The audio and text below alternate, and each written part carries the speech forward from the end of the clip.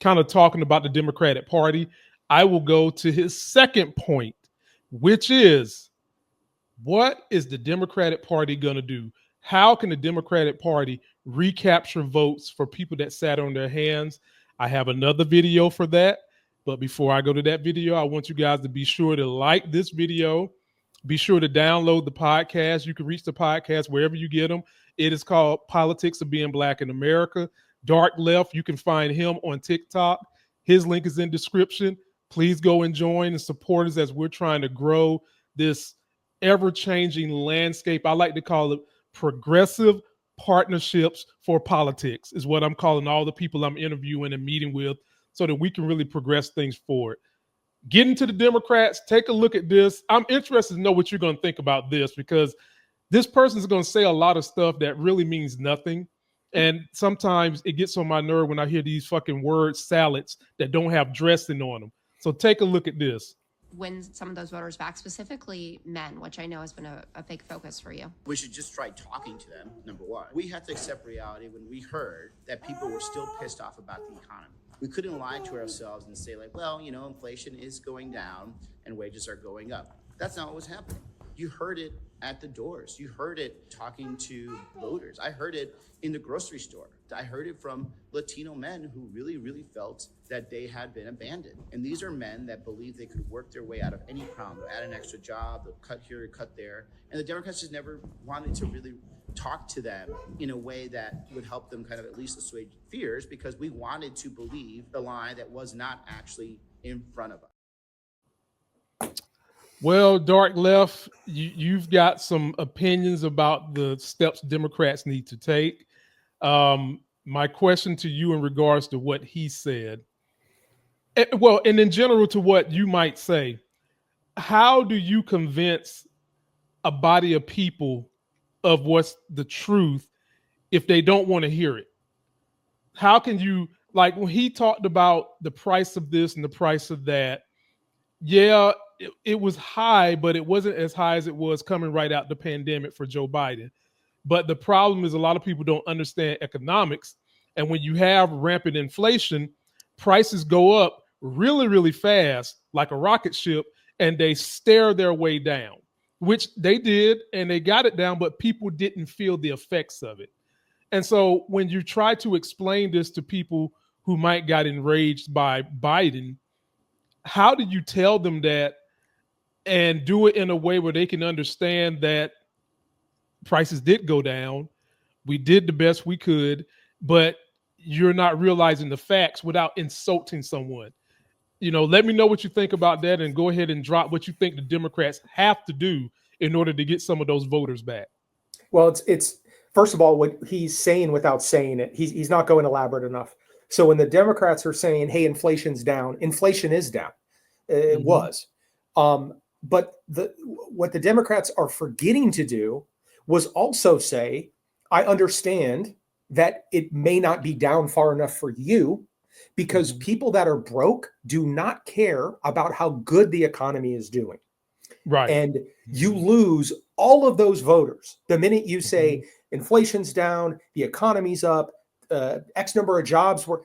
But if you've got, let's say, 5-6 million voters that are making $35,000 a year, can't cover their bills, struggling to pay rent, they don't want to hear that inflation is down because it doesn't resonate.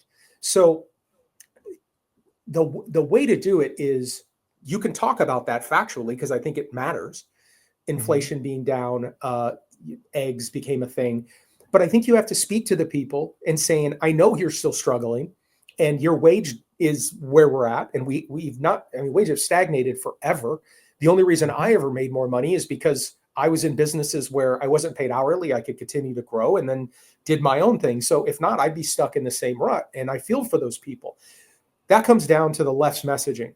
This was very easy for the right to do. The left said inflation is down, the economy's improving. It was a fact. Every statistic looked it up. The right said, we're going to talk to the people that own businesses that are still struggling. So all they had to do was go, inflation is up, the economy sucks, vote for me. And people went, they're right. And that was it for them. There were so many people I watched on election night coming out of voting booths, doing exit polls, that were Asian and Indian and Black and Hispanic that all said, who did you vote for? A lot of them would say, voted for Trump. They would say, why? And the response was overwhelmingly, because I think he's better for the economy. And there lies a problem in the messaging. You thought he was better for the economy because he said it. Exactly.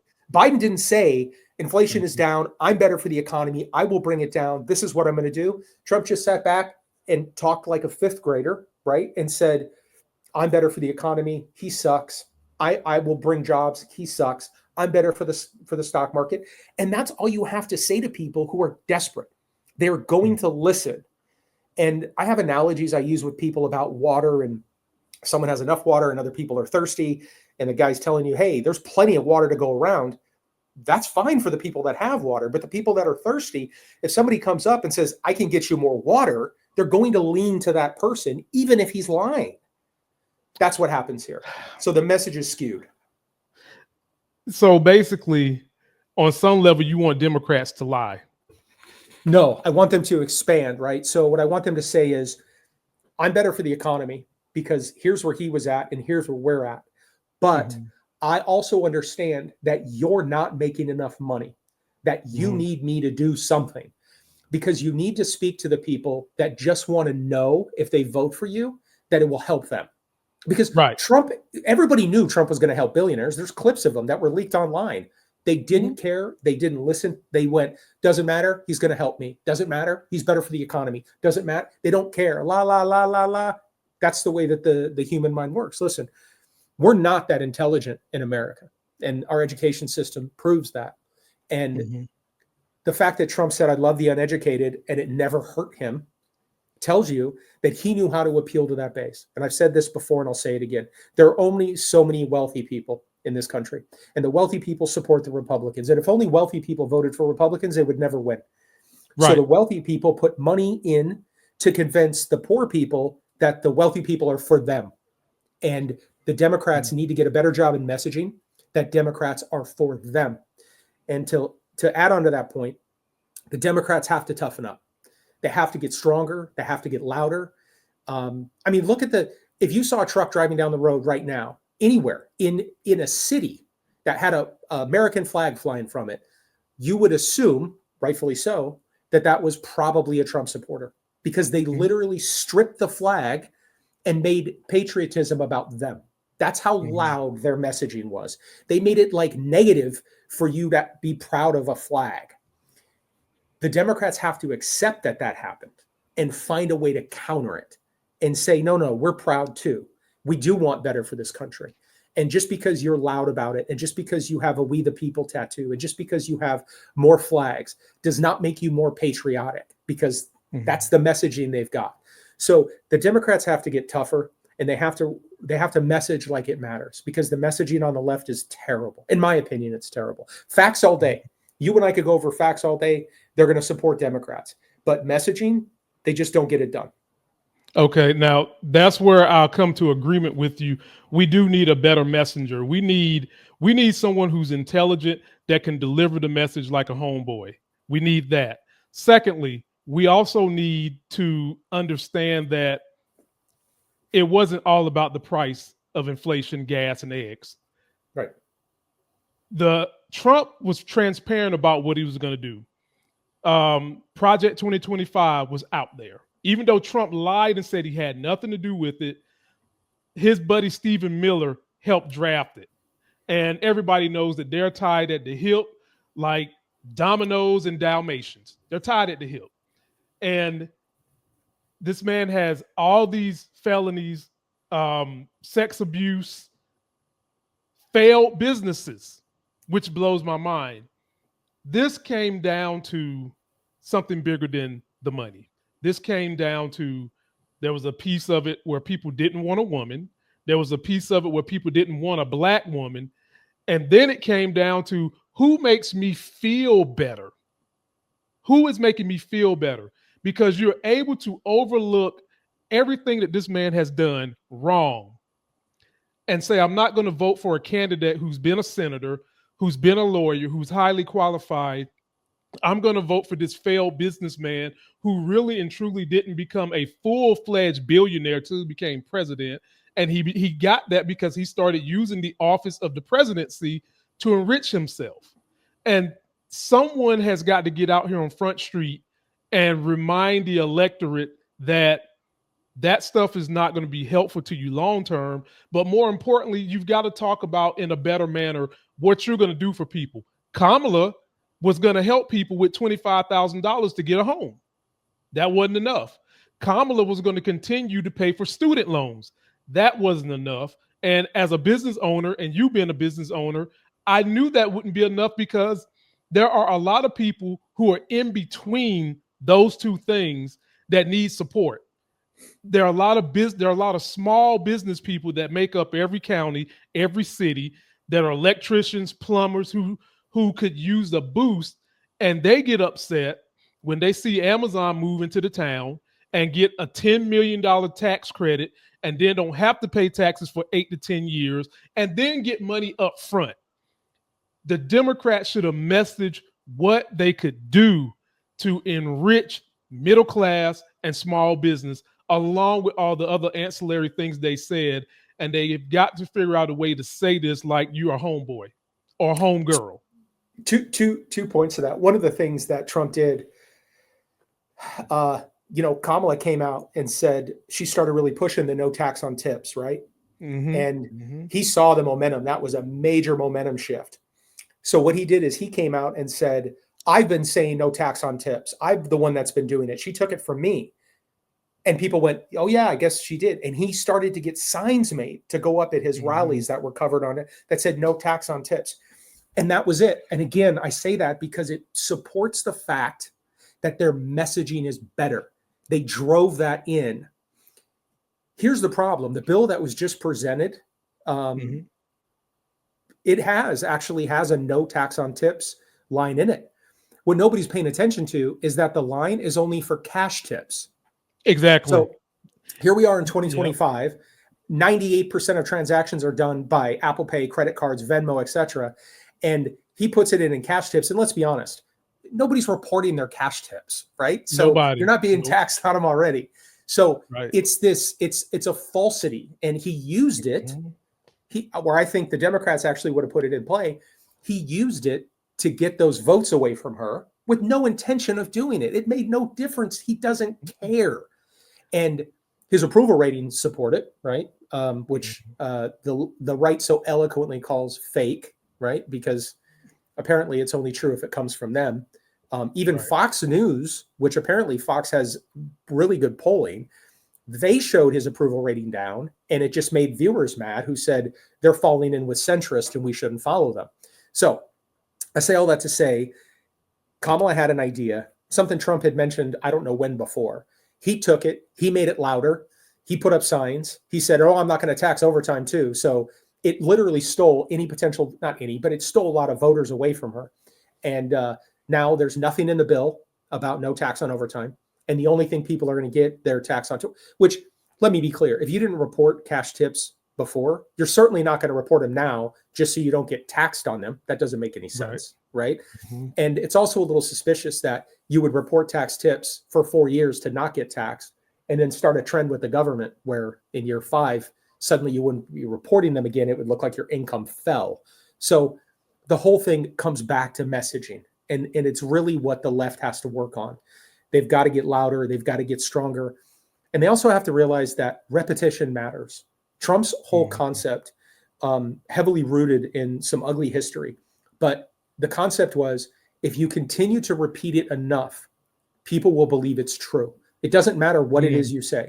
If you say it enough over and over and over and over, people will eventually believe it's true. And I say this often to people. I do believe a lot of people on the right really do believe in what he's doing and what he said. I do believe a lot of them think he's perfectly innocent and that he is a great businessman. I think they truly believe that he never committed a crime and that it really was a witch hunt. That is the problem, because their messaging was so strong that it convinced people to throw out any relative logic, any process of deduction, and go, I agree. Yes, almost like brainwashing. So it always will come back to messaging, and the left has to improve it. And I sure as hell hope that as I continue to push dark left as a group, not just as me, that we can improve on that messaging and get it louder. Yeah, we need the messaging, but we also, like I said, this goes back to getting education and being able to get critical thinking skills, because you should have a curiosity to think for your damn self and check to see if this stuff he's saying is true or not.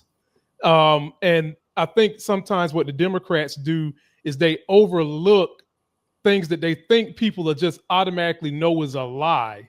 And with Trump, they do the whole tactic of they're just going to bum rush the field with just tons of lies, and it becomes difficult to go and have conversations with people to overcome all of them. But you have got to get a foundation to the point where people are wanting to think critically and not just believing what is said on TV, what is said on social media. What you're talking about is a two-pronged effect. The first one would be, yes, it would be rooted in educating younger people so that they're not so easy to fall in line with what they hear. That would be a step. But the other side of it is you got to work on it now, because midterms are in 18 months and there's another presidency in 3.5 years. So it's kind of a combination of both of those things to work at both angles to affect change. And one of the things I can use as a straight, white, middle-aged guy is, as a business owner, Trump doing the tax cuts he's going to do are good for me. I don't vote for me. I vote for my daughter and my wife and my employees and the people in my neighborhood. I vote on a bigger scale. And if that means I have to pay some more in taxes to make this country a little bit better and a little bit safer and a little bit more rationalized, then that's a sacrifice I am 100% willing to make. So people like me need to be a louder voice than the people that sit back and go, I'm just going to do what is best for me. I'm going to do this, and it's going to save me $36,000 next year. That's the thinking that got us into this problem. You know what I mean? Exactly. I agree, but not enough. The same people who will sit here and tell you poor folks to pull yourself up by your bootstraps, tighten your fucking belts, are the same ones who are not willing to take that same sacrifice and do it for the American people. One thing that I can do a petty grievance on that gets on my nerves is people, when they see folks in the military gear, they always want to say thank you for your service. That shit pisses me off, because if you really want to thank them, pay them. If you really want them to be thanked, fortify the VA, fortify job security when they're done, and fortify the payment when they're in there. And stop using thank you for your service as a fucking grift to avoid being responsible for helping them progress their life, because they are doing all these sacrificial things to protect our freedoms. So if you really, we need shared sacrifice, and we have too many people that are at the top and in control that are not willing to do what me and you are willing to do. And the only way we can do that, we've got to keep meeting with each other, like minds, and educating people on how that benefits the whole economy and not just the percent where you live at. And that's what we got to do. Yeah. So, getting together, talking, communicating, these things are really important. But I think a lot of people lose sight of what matters at a local level. Like they look at the big yell, right? And that's the presidency. You're never going to reach that guy. You're not going to reach the people underneath him. But if you start at a really small level, you can really expand on the impact you have, because people feel helpless. But the truth is, the honest to God truth is, the power is in the people. The citizens of this country have far more power as a unit than they'll ever understand, because the government's not going to want us to do that. That's why protesting exists. That's how civil rights came to be. That's how pushing back on the Vietnam War came to be. That's when people said, enough of this. And I want to drive this point home, especially to anybody that might be listening to this. They've asked, when does it happen? When do people really push back? When it starts to impact their money, their family, that's when you see people really start to lose it. Because some of the biggest protests you'll have is they overturn Roe v. Wade, women flood the streets, right? You need to be flooding the streets before that. When people lose their money. I've done a couple of segments on Trump voter regrets. All these people that I voted for you, but I lost my 401k. This isn't okay. I'm regretting my vote. Yeah, now because it's impacting you. Now we've got a problem. And now they get vocal. So the more people, if you look at uprisings throughout the globe, Anytime major economies have crashed, I don't care if you're what country you're in, people spill out into the streets and they'll start fighting against tanks and water cannons because they're broke, right? Right. So that's when the breaking point is. We need to be smarter to do it ahead of time. We need to get louder now. And I want to be clear when I say that. It doesn't mean violent. It doesn't mean trashing cars. That's a detractor from the message. If you take 20,000 people and stand them in front of the White House with signs and never say a word, that speaks volumes. The minute they light one car on fire, that's all the news is going to cover, right? So the voice has to be done in a very smart way, a loud and a critical way, but an effective way, not in a destructive way. We got to be a little smarter than that nowadays. Now, on that one, I'm gonna disagree with you on. I'm versed with a little bit of history myself, and politicians, when they see you protesting and you're peaceful, they laugh at your ass. The only thing that gets their attention is when protests go violent. Everybody thinks that Martin Luther King was nonviolent. He was violent. He just didn't lead people to fight. He incited violence on his people so that would be seen and more people would understand the plight that minorities went through. Take January the 6th. That shit was as violent as it gets. You had people pooping on Nancy Pelosi's desk. You had cops getting chased. And the American people still voted for the person that incited that, and then still are caking up for this guy when he let most of the people that got convicted for an insurrection on the Capitol go. I get what you're trying to say, but history says that what works is violent protest. Take the Tea Party. Way back when they started taking that tea and violently throwing it out the ships, violently cracking it on people's property. That's when the government stood up and said, oh, we better do something. And now people stood up to this and said, you know what? I like what those people did. I'm going to vote for Trump. And I'm not telling anybody to go out there and be violent. I'm not saying that. But I am saying history says that what gets governments worried is the threat of an uprising by a combined group of people that are not just in one party, but when all the parties combine, that's when you're going to see the government really say, okay, we need to get into shape. And I hope we can all combine, Democrats and Republicans, to fight back against what's going on with wealth, against what's going on with the way they vote. And half of the time, the people that voted for MAGA are shooting themselves in the foot because they don't care about their income. They do care, but what they care about more is the person that they put in office makes them feel good because he is going after those people that are preventing them from prospering. The one thing that bonds people, that crosses racial lines, religious lines, family lines, the one common denominator is money. Mm-hmm. And if you take anybody, a group of people, and strip them of their money, they will join together as a common force. They will throw everything that they ever believed out the window because now they're all together. People are poor together. They're broke together. They're successful together. They're wealthy together. And if there was ever going to be anything that got carried away, it would be because people that had money lost it. I mean, look, when I talk about messaging again, the messaging of the economy is going to be great. Don't worry about it. We're doing things no one's ever done. And people go, oh yeah, it is. Are the same people that either haven't checked their 401k or checked their 401k and thought it was okay. Right? I guess they don't understand high numbers and low numbers. Right. And that nobody panics over that because they move up and they move down. But if they kept going down and people kept losing jobs and the market really came to be this negative point, you would see people on the other side start to stand up. I don't want to wait for them. I want to continue to push the message out saying, don't listen to the people that tell you they're the party of the Constitution when they constantly do things to break it. The fact that they're better at they say, here's what they do. It's real simple. I'm going to call everything that disagrees with me fake news so I can lie. And then if anyone challenges me, my people will just say it's fake. It's a very simple concept and it works. It's very effective. You can't argue with somebody who just says that's fake news. You can't debate it. Right. So you just go, okay, well, I guess there's no point in this. So that, that comes back to messaging again, that we have to get better at. And it also comes down to you need to be a smarter critical thinker. You got to get educated.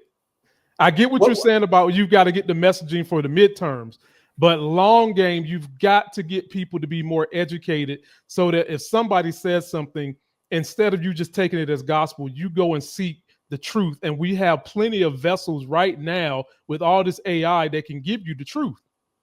Yeah, it's not hard to find, right? It's not complicated. That's part of the problem. There's almost too much information. I don't say too much is a bad thing. I just mean there's so much analysis paralysis. Exactly. You can actually, because there's so much information, if you Google something a certain way, you'll find a way to make it support your theory. And critical thinking is something that takes time, right? So to your point, sure, we can improve critical thinking, but I'm telling you, we have to simplify the message in the process to get the people that are not going to, because you're not going to go to someone and go, I got a good idea, you need to be a critical thinker. They're going to, I don't want to be a critical thinker. I want you to tell me what it's going to take, why I should vote for you. And like, I love, and I know a lot of people disagree with this, I love Candace Owens because she gives zero shits. She will get on any platform at any time and say whatever it is she thinks. She will challenge people anytime. And I love and respect that somebody will do that. That's more of the message that we need to get out, what she's doing. I think what her biggest hurdle is that she's Black. That's just a massive hurdle. The other massive hurdle is usually she's fake news. Like she calls everybody else fake news. Wait. She's fake news. I need to retract what I just said. I said Candace Owens. That's not who I'm thinking of. The name just literally escaped. Candace Owens is the Fox lady, right? No, Candace Owens is the Black social media girl that for the longest time was always caking up for the Republican Party. She was buying into the MAGA stuff.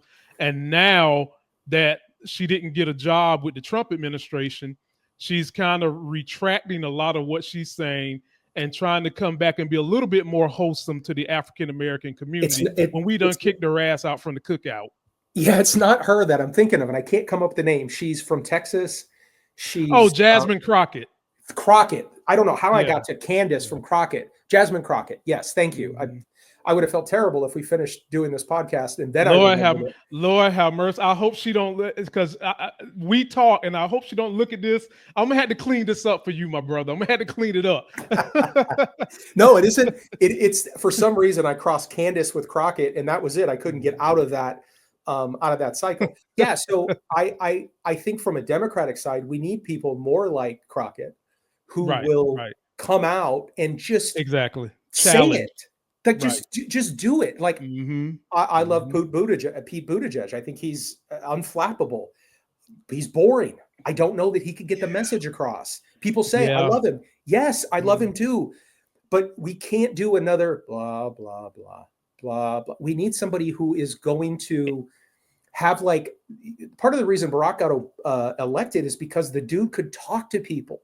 He could convey a message. He could speak to people on their level. He didn't have to sound like he graduated from UPenn with a business degree. He just talked to people, and he wasn't afraid to stand up for what was right and call out bullshit. He did those things. We've got to get somebody that can do that. We really do. And all of us, Lamont, are all parts of that puzzle. It's you and me are two, and we're nothing, right? But if we get, if we expand that, every one of us gets 10 or 20. That's how the message moves, and that's how we find somebody that can really help. Look, I hate to break it to the right. Mexicans aren't going away. Blacks aren't going away. Immigration has been here since the dawn of time. They'll always be here. So you can fight your whatever racist war you want to fight. It's a losing battle. Eventually, good will prevail. I mean, Germany's a great example of it. Good does prevail. It's a little bit slower because evil, or bad, if we want to call it, tends to be very destructive in the forefront, and it tends to come in with a sledgehammer. Good is a really slow build. And for one, I want to be on the right side of history. When this story is told in 20 or 30 years in history class, I don't want to look back on a video where, I was on the wrong side supporting the wrong thing. So I think a lot of what I would say will always come back to the left has to get better with messaging. They've got to be tougher. We've got to learn from the failures. We've got to evolve. And we need to get a mix of the Pete Buttigieg and the Jasmine Crockett's and the Shapiro's and the Tim Wall. We got to get them all and get them yelling as loud as possible. Right. If we're going to affect change. Right. From what I see. I mean, from my standpoint, what do I know? You know? Yeah, we do definitely need better messengers. We do.